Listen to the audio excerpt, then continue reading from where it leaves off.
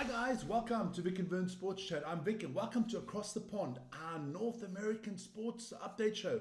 Comes out weekly, always on a Wednesday at 5 o'clock Central European Time, where we get into everything North American, NBA, NHL, Major League Baseball, NFL, NASCAR, everything. Even we're going to talk about the Football World Cup that is coming to North America in 2026. We know all the teams that are going to be, well, we know most of the teams are going to be playing there, but we do know where all the games are going to be played, and we're going to have a look at that. But let's have a look at the topics today, man. It's going to be an interesting show. Put out the email on top there if you want to get hold of us. Emails on top there.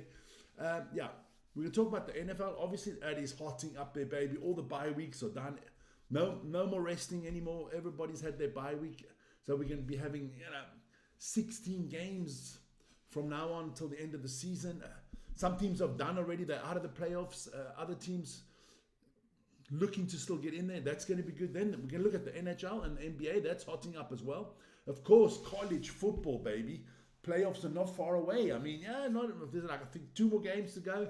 And then we're going to have to decide who's going to be in those top 12 positions. We'll talk a little bit about the NCAA men and women basketball. And of course, the FIFA Football World Cup. Kind of introduce the cities that are going to be there. We won't go into depth today. There is no state that we are going to put out today. Normally we always introduce one state or Canada or something like that. But today is a little bit of a shortened version due to personal things going on. We don't have that kind of time. But next week we'll be back. And next week we're going to Boston, baby, to Massachusetts. Unbelievable sporting city, sporting state. You got the Celtics, the Patriots, the Bruins, you've got them all there. Let's be honest, it's going to be fantastic. But let's start the show off. Let's start off with the NBA. Let's get that out the way. Before we do, hey, we had 116,565 subscribers, so keep on liking and subscribing if you do like what we do. Let's start with the NFL, and let's start with last week. There you go. So those are the results from last week. Some surprising results of the Bills. What is wrong with the Bills? I mean, they are stuttering at the moment. Josh Allen looks a shell of himself. Texans, without CJ Stroud, doing really well there. Got a good win. Steelers, another team. Obviously, Aaron Rodgers didn't play, but you can't lose to the Bears, man. Patriots are rolling, baby. This feels like prime Tom Brady again. You know, the Patriots are on a roll here. Everybody's just doing their job. I love it. The Giants in a close one against the Lions. Lions, I don't know how to rank the Lions at the moment. I don't know where they are at the moment. Packers did well against the Vikings. Seahawks, a good win against the Titans, was to be expected.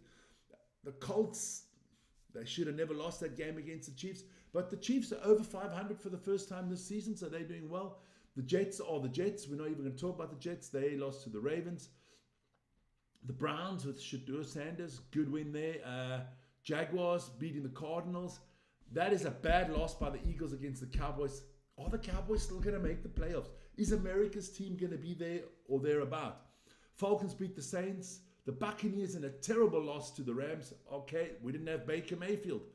And then the 49ers beating the Panthers in Monday Night Football. And then the last teams who having... Don't the Patriots still have a bye? Is what I'm asking myself. Well, maybe I just messed that up. Let's have a look. But here we go, man. Here we go. Let's have a look at the tables at the moment. And we'll start off in the AFC. See, the Patriots have still got to have a bye week. But I think it's because it's Thanksgiving week. There's no byes this week. Next week, there will be byes again. Patriots, there you go. 10-12. Number 1 team in the AFC. If somebody told me that at the beginning of the season, I would have fell off my chair. But I am glad. Big Patriots fan. Bills already 3 wins away from the Patriots, so it's looking good there. And the Patriots have a winnable game on the weekend coming up. Baltimore, after a terrible start, are on top of the division. I mean, what did they start, 1-5 or something like that? Pittsburgh starting to stutter a little bit. Cincinnati and Cleveland are out of it. Indianapolis needs to bounce back. Jacksonville is tight on the heels. So is the Texans. That's all to play for in that division. Tennessee Titans definitely out. I mean, I don't know why they're not already definitely out of the playoffs. Then, of course, the Broncos still got a nice lead there in the AFC West ahead of the Chargers and the Chiefs. But the Chiefs seem to be coming slowly but surely. It's going to be tight. I cannot see all these teams, Texans, Chiefs, they're going to fight it out, I think, for that wild card spot there. Then let's have a look at the NFC, and of course the Eagles still on top there, but Cowboys 5-1. Got a big game against the Chiefs this weekend. For both teams, it's basically a must-win game, I think. The Commanders are out of it. The New York Giants have officially been eliminated. The Bears looking good. I'm surprised how well the Bears have been doing this year. The Packers, the Detroit Lions also. Buccaneers, Carolina will be fighting it out for that number one spot. I didn't see the Panthers challenging the Buccaneers this year, but all hats off to the Panthers doing well. And then maybe one of the toughest divisions in football, the NFC West. Rams 9-2, Seattle Seahawks 8-3, San Francisco 49ers 8-4. That is going to be massive. The games coming up this week are going to really shape that division. So with any further ado, let's have a quick look at this week's games and you can see what I'm talking about. I mean, Packers, Lions, these are all, Thursday night games this week. It is Thanksgiving. I will be doing them. Packers, Lions on this channel. Chiefs, Cowboys on this channel. That Chiefs, Cowboys is going to be a fantastic game because I think you have to win this game, especially if you're the Cowboys.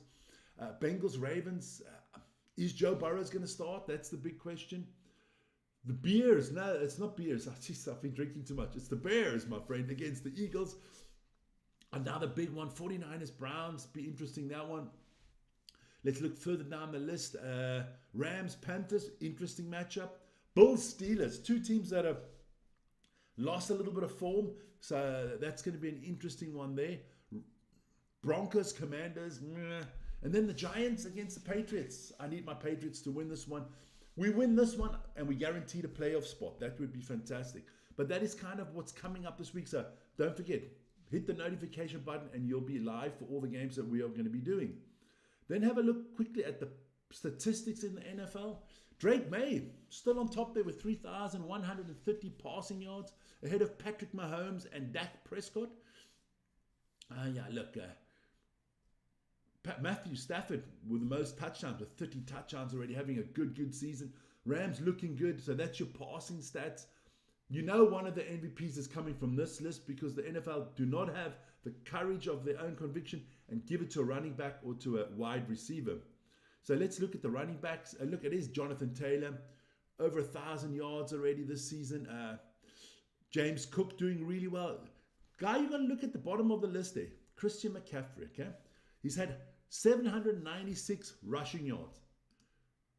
He's at the bottom of the list as well in 10th spot for the receivers with 785. So he's had 1,600 yards, basically offensive yards a season. I like him a lot. I think McCaffrey's just a monster player. And Jamar Chase there, not doing too badly. Obviously, he sit out his suspension last week. He'll be back. So we'll see what happens there. But those are your stats for the NFL. Then in the NBA, we're not going to get into any specific games. So let's have a look at the tables in the NBA. Look, I am so proud of the Detroit Pistons. What a season they're having. They're on a 13-game winning streak, ahead of the Raptors, the Heat. I mean, we're the big guns that everybody thought should have been there. Of course, the Indiana Pacers, the injury to Halliburton has cost them. But, I mean, Milwaukee Bucks, not in the playoffs at the moment. The Celtics are on the bubble. The 76ers not doing that great. I thought these teams would be higher up the list. Look, if you're Washington, if you're Indiana, and if you're Brooklyn, and even the Hornets, it's next season, my friend. Make sure you get a good draft lottery pick. But I would love to see like a Pistons in the final. You know, reminds me of the good old days with the bad boys. Then in the West, I mean, Oklahoma City, only lost 1 out of 17. I mean, they are doing really well. Lakers doing well. I mean, it's officially Luka's team now. We can say that. Luka Doncic is the main man there in Los Angeles. Him and Austin Reeves. I think LeBron is their third option at the moment. I know people are going to throw things at the screen now. Me saying LeBron the third option. Look, if I'm the Lakers, I'm actually thinking trade here. What can you still get something for LeBron? A younger piece, you know, somebody under the basket, good defensive player, a good power forward, something like that. Would be interesting. Would be interesting to see if the Lakers could get something for LeBron. I think that LeBron has he's got that clause that he can waive any trades that he doesn't like. That maybe another team looking for Golden State Warriors or somebody looking for that little extra piece there to get them over the top. Denver, I think Denver will be there and thereabout. My tip for the championship this year, I'm still going with the Rockets. I still got the Rockets. I think the Rockets are a very strong team. At the bottom, I mean, Dallas Mavericks, what the hell has that franchise become here? You had Doncic. You gave him away. For somebody that's always injured. You've got the man that thinks the earth is flat in Kyrie Irving. I mean, it's just Klay Thompson not healthy a lot. It's just Mavericks, tear it down and rebuild. I would trade them all. Keep Cooper Flag, obviously, build a team around him, start getting some young pieces. That's what you got to do. But we'll see. But that is your tables in the NBA. Let's quickly have a look at the stats leaders. Luka Doncic, 35.2 points a game, ahead of Tyrese Maxey and Shai Gilgeous-Alexander. On the rebound front, it's Victor Wembanyama with 12.9, followed by Nikola Jokic and Karl Anthony Towns. And your assist leader, look, Nikola Jokic, for me the MVP so far of the season. But Luka is pushing. And I wouldn't count out Tyrese Maxey. I think he's been doing a fantastic job for the 76ers. Then we move quickly into the NHL. Let's have a look at the East. The beasts of the East are the Lightning. I almost said Tampa Bay Buccaneers. There you go. Too much sports mixing. Lightning doing well. Hurricanes. New Jersey Devils doing well. I always keep a special eye on the New Jersey Devils. Me being Swiss, a lot of Swiss boys playing there for the Devils. The captain, Nico Hischier. Look, disappointed in the Rangers. Definitely disappointed in the Rangers. Toronto Maple Leafs, the Buffalo Sabres. The champions, the defending champions, the Florida Panthers. They got to pick up their game if they want a three-peat. I thought they could do it this year. Then we move out west. How the West was won. Yeah, there you go. The Avalanche doing well there in the Central. The Ducks, the mighty Ducks of Anaheim doing well in the Pacific. Seattle Kraken, not bad either. Look, disappointing. The Canadian teams are very disappointing this year. If you're looking, I mean, Calgary, Vancouver, and Edmonton bring up the rear of the Pacific. The Winnipeg Jets, okay, they're not doing too badly there in the Central Division. But what is wrong with Canada? Let's go back to the East. Let's see what the other Canadian teams in. Hey, Canada, what is wrong with you people, man? Montreal, the best Canadian team at the moment, Ottawa Senators. Come on, man. Come on. Canada, pull your finger out. Do something. Let's have a quick look at the stats in the NHL. Your points lead is Nathan MacKinnon from the Colorado Avalanche. He's also your top goal scorer with 17. That means he has 20 assists and 17 goals. Well done to him. I like Leon Draisaitl. I like to watch him a lot from the Edmonton Oilers. We'll see there. Best goalie in the league is at the moment Jesper Wellstadt of the Minnesota. What is the Minnesota? Wild. The Wild, yeah. And so that is your stats there. I mean, look, it's still early going, but the playoff picture is going to start. I always say after Christmas, you got to check out those things. Then college football, guys and girls. There you go. And this would be the college football bracket if it was to be started tomorrow. Georgia, Ohio, Texas A&M, and Indiana on a bye. I like Tulane there. Surprise there for me. Texas Tech. Look, we do not know what the people that the selecting committee comes up at the end, but this is kind of the way it could look. Alabama out there in 10, the Crimson Tide. Sooners, the Fighting Irish are in there. The Ducks are in there. So it could be a very interesting college football playoff this year. Can't wait for that to start. I mean, that starts in about 3-4 weeks, so that's not that bad. Let's get into it. Let's have a look at the rankings in the men's NCAA basketball quickly. Purdue, number one team ahead of Arizona. Houston, Duke, they're all unbeaten still. Gonzaga still unbeaten. Michigan State unbeaten. Michigan State unbeaten. The Wolverines unbeaten. Look, it's interesting at the moment. rankings in the college is not that important. All you got to do is get to the March Madness, and then all the upsets start. And aren't we all excited for March Madness? I mean, we haven't even got Christmas, and I'm already waiting for March Madness. On the ladies' side, top dog UConn ahead of the Huskies ahead of the Gamecocks from South Carolina. UCLA Bruins there in third spot. Texas A&M in fourth. LSU Tigers doing well. So yeah, it's going to be very interesting. I'm going to be updating you all the time. The minute it gets, I think when they get like 15, 16 games in, it becomes really interesting to see who could be the number one out of each region. So that could be interesting. That's kind of a little bit our sports roundup at the moment. Let's quickly just go into the FIFA World Cup. It is coming to North America. It is coming to Canada, Mexico, and the good old US of A. So let's have a look at where these games are going to be played and how many games there. Look, let's start off with the Canadians and the Mexicans. So there are going to be 7 games in Canada, 6 games in Seattle, 6 in Toronto. Then you're going to have 5 in Mexico City and 4 games in Guadalajara and 4 games in Monterrey. I almost forgot Monterrey there, yeah. So you've got 3 cities out of Canada, you've got 3 cities out of